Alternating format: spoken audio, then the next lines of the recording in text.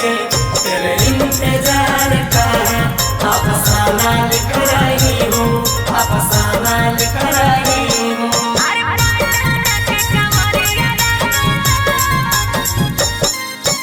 Mix by Raja Babu.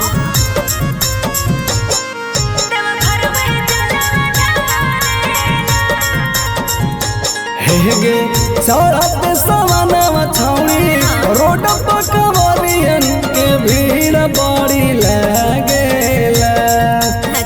सड़क सवाना छाउनी road पर कवरियन के भीड़ बड़ी लागेला। आगे कहाँ के कवरिया रंगदार बाबा पर जलवा ढारेला। आगे कहाँ के बम रंगदार भोला पर जलवा ढारेला।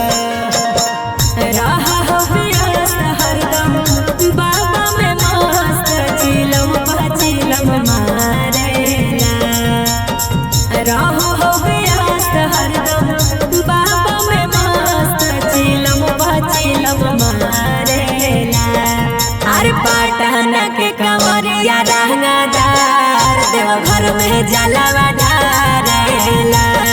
शेखपुरा के बम रंगदार बाबा पर जलवा ढारेला।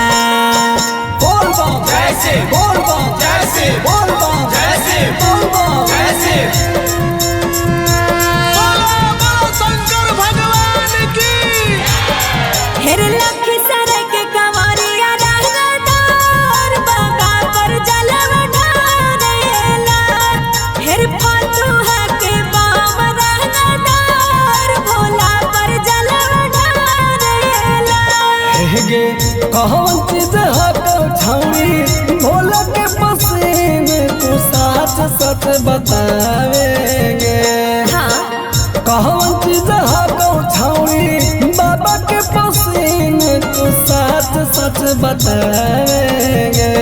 आगे काउची में रहा खुली जे भोला के मनवा भारेला। आगे काउची में रहा खुली जे बाबा के मनवा भारेला। हेरे भांग धतूरा औरे बेल के पतैया भोला के मनवा भावेला। भांग धतूरा औरे बेल के पतैया भोला के मनवा भावेला। सब पूरा हो जाहे सपना राजे बाबा दुआरे आवेला। सब पूरा हो जाहे सपना बाजे बैजू दुआरे आवेला। बोल बम छोटा बम बोल बम भैया बम फौजी बम। सुगंधा रिकॉर्डिंग स्टूडियो से पूरा